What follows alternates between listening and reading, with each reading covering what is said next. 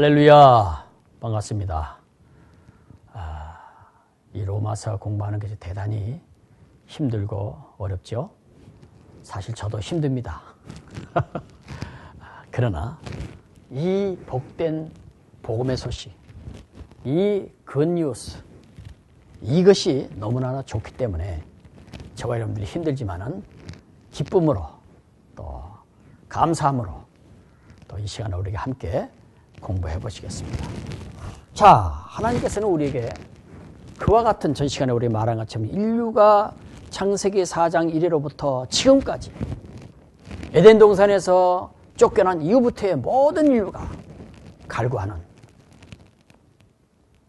우리의 모든 탄식과 고통에서 자유할 수 있는 그런 새로운 기쁜 소식, 복된 소식, 자유할 수 있는 그런 나라를 우리에게 지금 계시하셨는데, 첫째는 이 하나님이 주신 이 놀라운 복음은 하나님 자신을 먼저 계시하셨습니다.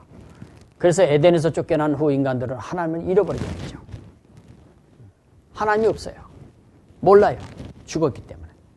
근데 본능상으로는 그게 아직 남아있단 말이에요. 종교시라고 그랬죠. 그렇기 때문에 자꾸 절대자를 찾는 것입니다. 자연을 섬기기도 하고, 때로는 뭐 대단한 사람을 섬기기도 하고, 사람을 섬기기도 하고, 때로는 뭐 짐승까지도 섬기는. 그래서 지금 소를 섬기는 데도 있고, 우리나라에서는 제주도에서는 뭐 뱀을 섬겼다고 해요. 진짜 섬겨야 될 하나님을 잃어버리고 하나님과 같은 대상을 자꾸 찾는 거죠. 그래서 그들에게 하나님은 하나님 스스로 자신을 계시하신 것입니다. 그래서 하나님께서는 하나님과 언약을 파괴하고 떠나버린 인생들을 사실은 찾아오신 것이죠. 그래서 우리 창세기 보면은 사실은 아담이 하와와 함께 언약을 파괴한 이후에 숨게 되죠. 그때 하나님이 부르시면서 찾아오시는 장면이 있는데, 그것은 바로 장차 우리를 구원하실, 그래서 우리에게 찾아오실 예수 그리스도를 또 예표하기도 하죠. 자, 그래서 하나님은 자신을 올 우리에게 계시하기 시작했는데, 그 계시를 선지자들을 부르셨고 또 선지자적인 민족을 선택하셔서 그들에게 사명을 맡기시고 우리에게 그림자로 모형으로 또 보여주시게 하죠. 그리고는 하나님의 계획을 계시하십니다. 그들에게 나타나서 하나님이 하실 일들. 하나님은 에덴에서 쫓겨난 이후에 고통과 탄식 아래서 심하는 인생들에게 이 모든 고난에서 자유케 되는 새로운 복음을 주셨습니다. 그래서 우리를 자유케 할 자유자, 구원자를 계시하셨습니다. 하나님께서는 우리 인류를 모든 고통과 탄식에서 자유케 하실 바로 그분을 계시해 주셨는데, 오직 이분 한 분 외에는 인류를 고통과 탄식에서 건져낼 수 있는 분이 없습니다. 그분이 바로 우리가 믿는 예수 그리스도이십니다. 그분만이 인류에게 자유를, 고통과 탄식에서 해방을 주실 수 있는 것입니다. 사실 수많은 고통 속에 살고 있는 인생들은 자신들을 고통과 탄식에서 건져줄 영웅을 기다리고 살아왔던 것입니다. 그래서 조그만 능력이 있어 보이고 또 능력이 있어 보이면은 그 주변에 사람들이 모여들기는 했지만은 얼마 가지 못해서 실망하고 또 다른 사람들을 기다리고 이러기도 했죠. 하나님은 바로 인류를 고통과 탄식에서 자유케 할 분이며 분이신 예수 그리스도이심을 계시하시면서 그는 마침내 세상에 오셔서 인류가 받고 있는 이 고통과 탄식의 원인이 되는 죄를 짊어지시고 죽으심으로써 원인을 제거하셨고, 마침내는 때가 되면은 다시 오셔서 모든 인류를 죄와 사망에서, 그리고 질병과 고통에서, 모든 억눌림 속에서, 전쟁 속에서, 환경 속에서 영원히 자유하게 하실 것입니다. 그래서 다시 오실 예수 그리스도로 말미암아서 이제는 완전히 새로운 나라가 임하게 될, 그래서 그 자유하는 날을 또 계시하셨습니다. 하나님께서는 에덴에서 쫓겨난 후에 고통과 탄식으로 살아가는 인생들에게 이 모든 고통에서 자유하게 되는 날이 올 것임을 계시하셨습니다. 그래서 인간의 모든 죄의 고통에서 자유하게 될 것이고, 죽음에서도 자유하게 될 것이고, 질병에서도 자유하게 되고, 그리고 전쟁에서도 자유하게 되고, 모든 억압에서 자유하게 되고, 환경에서도 자유하게 되고. 그래서 눈물과 탄식이 없는 영원한 자유하게 될 날을 계시하셨습니다. 이 날이 작정되어 있음을 모든 인류에게 알려서 그들을 위로하며 그들에게 소망을 갖도록 이사야 선지자는 계시하셨던 것입니다. 죄송합니다. 이사야 61장 1절에서부터 우리가 3절까지 보시면은 바로 그 말씀을 계시하고 있는 것을 볼 수 있고요. 그리고 우리는 기쁨으로 그날을 기다리면서 소망 가운데 살아야 할 것입니다. 그래서 베드로도 역시 3장 12절에 보면은, 베드로후서 3장 12절에 보면은 하나님의 날이 임하기를 바라보고 간절히 사모하라. 그날에 하늘이 불에 타서 풀어지고 체질이 뜨거운 불에 녹아지려니와 라고 말씀하고 있고, 또 로마서 8장 24절 25절에도 보면은 우리가 소망으로 구원을 얻었음에 보이는 소망이 소망이 아니니 보는 것을 누가 바라리요. 만일 우리가 보지 못하는 것을 바라면 참음으로 기다릴지니라 라고 말씀합니다. 그리고 이제 새로운 자유의 나라 세계를 계시하셨죠. 하나님께서는 이 같은 자유의 세계가 이 세상에서 이루어지는 것이 아니라 하나님께서 준비하신 새로운 세계, 그리고 그것에서 이루어질 것을 알려주셨습니다. 성경은 그 세계를 천국이라고 했고, 또 마가 누가는 하나님의 나라라고 얘기했고, 또 사도 바울은 그것을 낙원이라고도 하고, 때로는 새하늘과 새 땅이라고도 구약에서 얘기하고 신약에서도 그렇게 얘기를 하고 있죠. 이 세계는 이미 하나님께서 이미 준비해 놓으셨습니다. 때가 되면, 시간이 차면 그 나라는 우리에게 반드시 임하게 될 것입니다. 이것은 헛된 꿈이 아닙니다. 어떤 망상가의 소망도 아닌 것입니다. 살아계신 하나님, 우리 인간들을 창조하신 하나님, 바로 그분이 아들을 희생시키시면서까지도 확정시켜 주신 복음인 것입니다. 반드시 이루어질 것입니다. 이 약속이 있기에 오늘의 삶이 가치가 있는 것이고, 또 살아야 될 의미가 있고, 기뻐하며 감사하며 살아야 될 의미가 있고, 이웃을 사랑하고 때로는 희생해도 하나도 아깝지 않는 이유가 여기 있는 것입니다. 그리고 마지막으로 자유의 법을 우리에게 계시하셨습니다. 하나님께서는 우리 인간들이 어떻게 죄와 고통과 탄식 속에서 자유하게 되어서 자유한 세계를 유업으로 얻게 되는 법을 우리에게 가르쳐 주셨습니다. 그런 세상의 어떤 지식도 아니고 오직 예수 그리스도 안에서만, 오직 그를 믿음으로만 비로소 이 모든 것에서 자유하게 된다는 사실을 계시하셨던 것이죠. 그래서 바울은 바로 이것을 지금 로마서에서 말하고 있는 것입니다.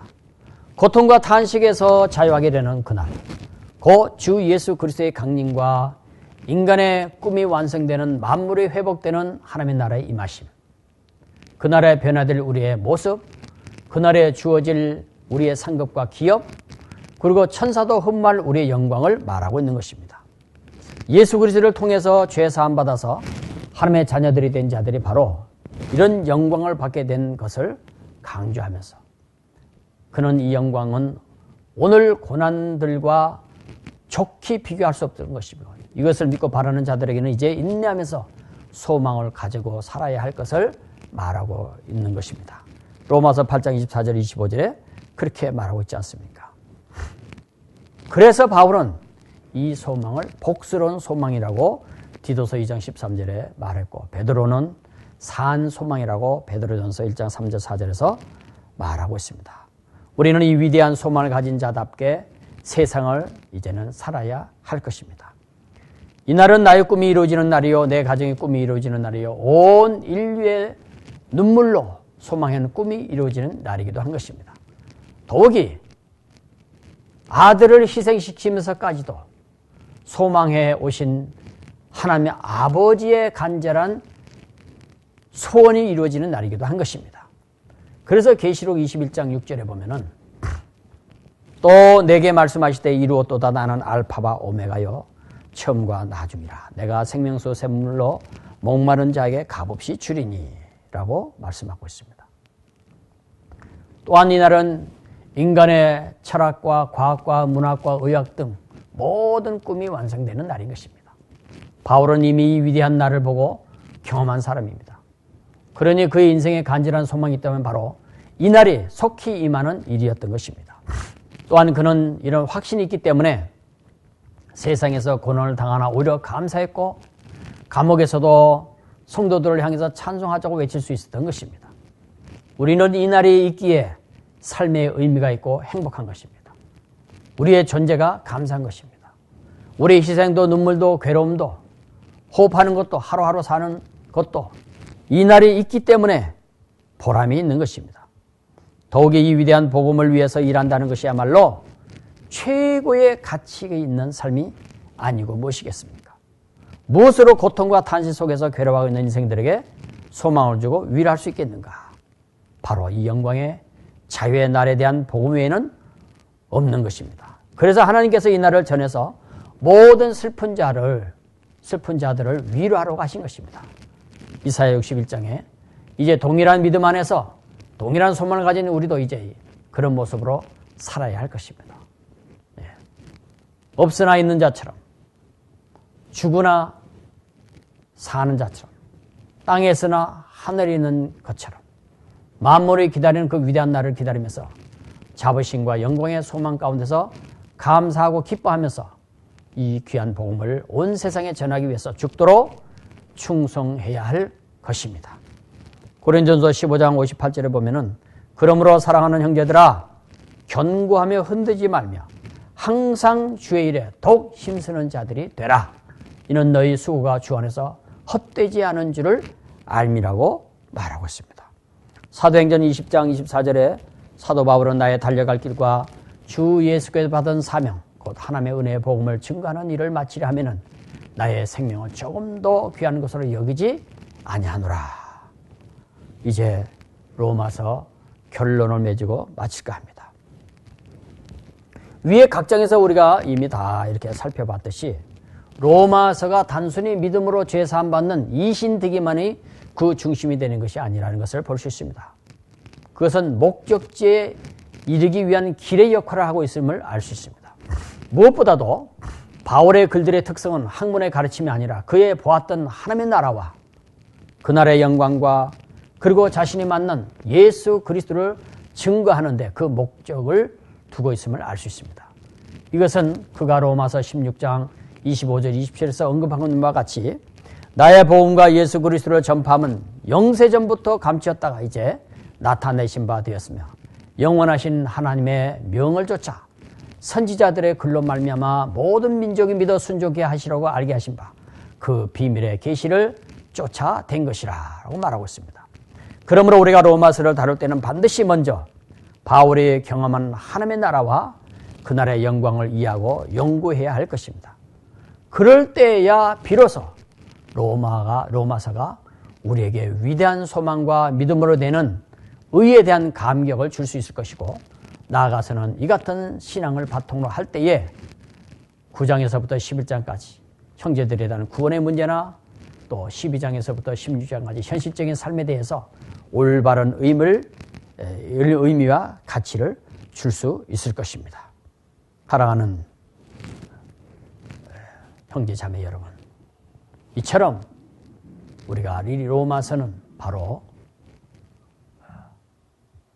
사도 바울이 경험했던 부활하신 예수 그리스도를 만남으로 인해서 그의 삶이 방향이 전환되고 뿐만 아니라 장차 가서 우리가 누릴 영원한 낙원을 직접 체험함으로 인해서 이 땅에 있는 모든 것들이 다 배설물같이 여기고 오로지 머지않아 가서 받아 누릴 상과 멸관과 영원한 기업을 위해서 영광을 위해서 달려갈 길을 달려갔던 사도 바울. 그래서 오늘 이 로마서를 통해서 우리도 역시 이 놀라운 복음을 확신하고 이 일을 위해서 사는 삶이 가장 가치 있고 보람 있고 힘들고 어렵지만 믿음으로 이것을 감당할 때에 우리 역시 주님 앞에 서서 정말 잘했다 칭찬 듣고 약속하신 하나님의 상과 멸관과 영원한 기업과 영광의 참 복을 받아 누리는 우리 모두가 되시기를 주님의 이름으로 축원을 드리면서 강의를 마칠까 합니다. 이 시간까지 잘 경청해 주셔서 대단히 감사합니다. 수고하셨습니다.